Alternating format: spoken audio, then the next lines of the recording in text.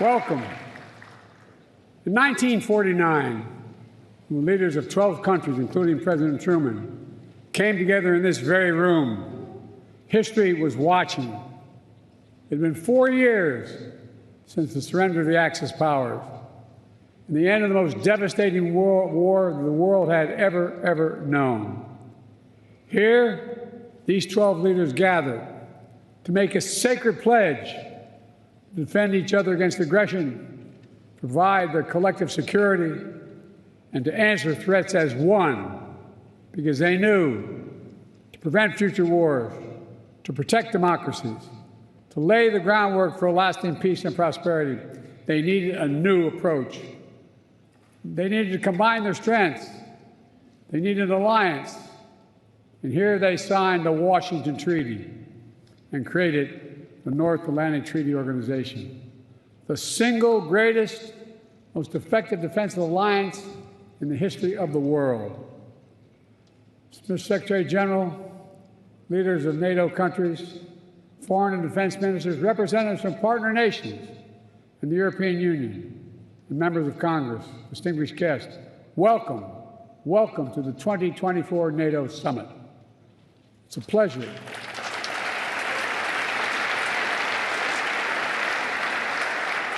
It's a pleasure to host you in this milestone year, to look back with pride at all we've achieved and look ahead to our shared future with strength and with resolve. Together, we rebuilt Europe from the ruins of war, held high the torch of liberty during long decades of the Cold War. When former adversaries became fellow democracies, we welcomed them into the alliance. When war broke out in the Balkans, we intervened to restore peace and stop ethnic cleansing. And when the United States was attacked on September 11th, our NATO allies, all of you, stood with us, invoking Article 5 for the first time in NATO history, treating an attack on us as an attack on all of us, a breathtaking display of friendship that the American people will never, ever forget. Through all this history, when great changes occurred, people would ask, can NATO adapt? And every time we proved we could adapt, and we did, evolving our strategy to stay ahead of threats, reaching out to new partners to increase our effectiveness. And here with us today are countries from the Indo-Pacific region. They're here because they have a stake in our success, and we have a stake in theirs. Today, NATO is more powerful than ever, 32 nations strong. For years, Finland and Sweden were among our closest partners. Now they have chosen to officially join NATO, and because of the power and meaning of Article 5 guarantee, that's the reason. It was the most important aspect of the alliance in 1949, and it is still the most important aspect. I'd also note, Finland and Sweden joined the alliance not just because their leaders sought it, because their citizens called for it in overwhelming numbers. Remember, NATO's character is fundamentally democratic, always has been and always must continue to be. And today, NATO is better resourced than it ever has been. I want to pause on this because it's significant. In the year 2020, the year I was elected president, only 9 NATO allies are spending 2% of their defense GDP on defense. This year, 23 will spend at least 2%. And some will spend more than that. And the remaining countries that have not yet reached that milestone will get there soon.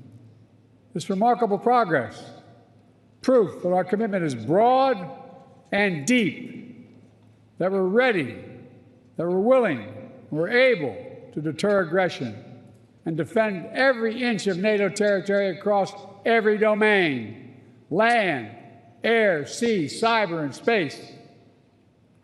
My friends, it's good that we're stronger than ever, because this moment in history calls for our collective strength. Autocrats want to overturn global order, which is by and large kept for nearly 80 years and counting.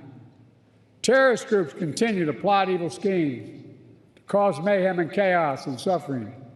In Europe, Putin's war of aggression against Ukraine continues, and Putin wants nothing less than Ukraine's total subjugation, to end Ukraine's democracy, to destroy Ukraine's culture, and to wipe Ukraine off the map. And we know Putin won't stop at Ukraine, but make no mistake, Ukraine can and will stop Putin.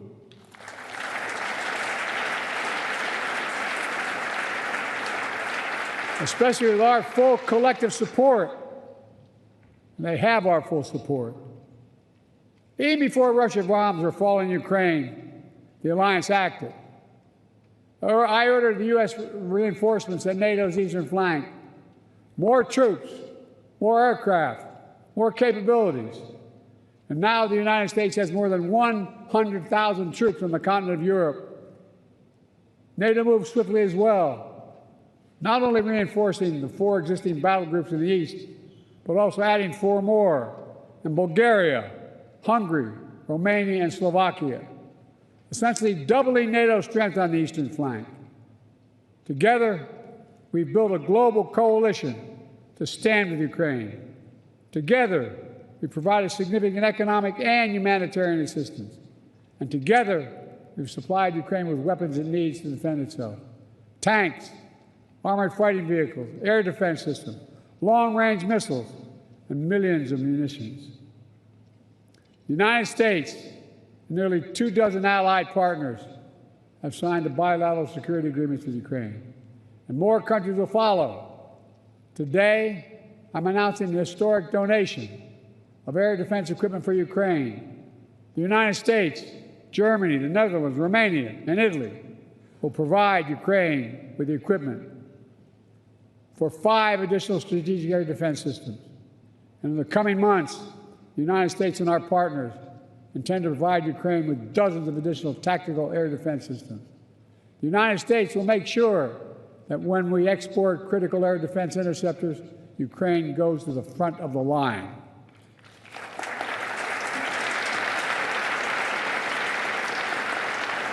They will get this assistance before anyone else gets it.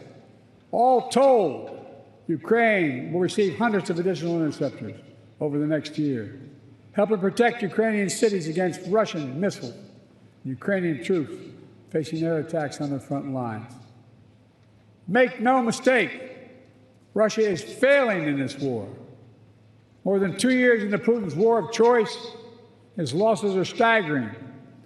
More than 350,000 Russian troops dead or wounded. Nearly 1 million Russians, many of them young people, have left Russia because they no longer see a future in Russia. And Kyiv, remember, fellas and ladies, was supposed to fall in 5 days, remember? Was still standing 2.5 years later and will continue to stand.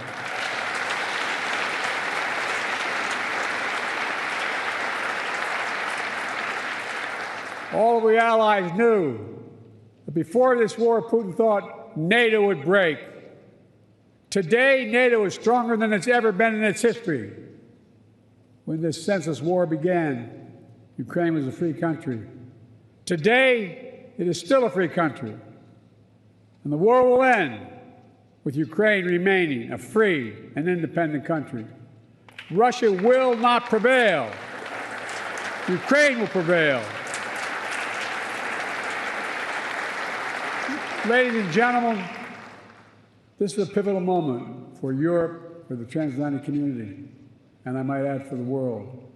Let's remember, the fact that NATO remains the bulwark of global security did not happen by accident. It wasn't inevitable. Again and again at critical moments, we chose unity over disunion, progress over retreat, freedom over tyranny, hope over fear. Again and again we stood behind our shared vision of a peaceful and prosperous transatlantic community. Here at this summit, we gather to proclaim NATO is ready and able to secure that vision today and well into the future.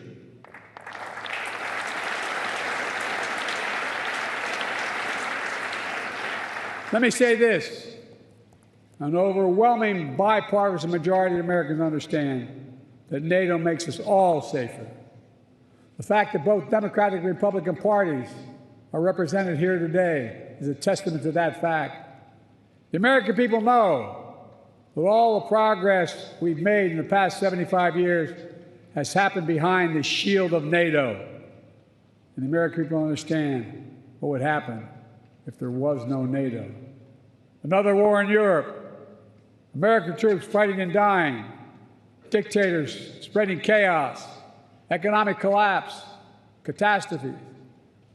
Americans, they know we're stronger with our friends, and we understand this is a sacred obligation.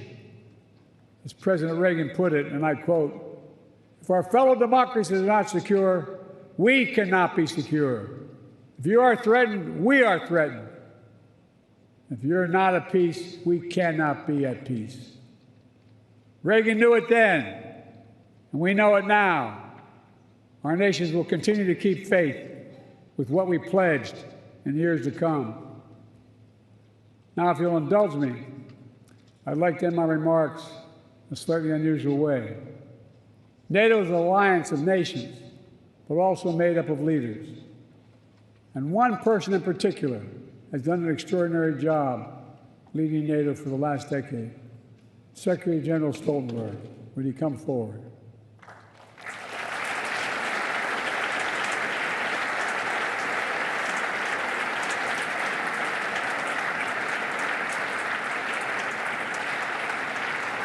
So much of the progress we've made in the alliance is thanks to the Secretary. He's a man of integrity and intellectual rigor, a calm temperament in a moment of crisis, a consummate diplomat who works with leaders across the political spectrum and always finds a way to keep us moving forward. Secretary, you've guided this alliance through one of the most consequential periods in its history. I realize, I was talking to your wife, I personally asked you to extend your service. Forgive me. And you put your own plans on hold. When the Russian war in Ukraine began, you didn't hesitate. Today, NATO is stronger, smarter, and more energized than when you began. And 1 billion people across Europe and North America, indeed the whole world, will reap the rewards of your labor for years to come in the form of security, opportunity, and greater freedom. For these reasons, I'm pleased to award you the highest civilian honor the United States can bestow, the Presidential Medal of Freedom. Ask the military to come forward.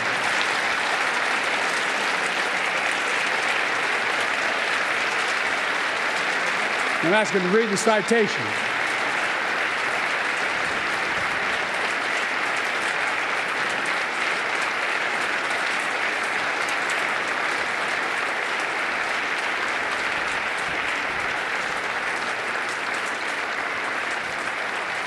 The President of the United States of America awards this Presidential Medal of Freedom to Jens Stoltenberg.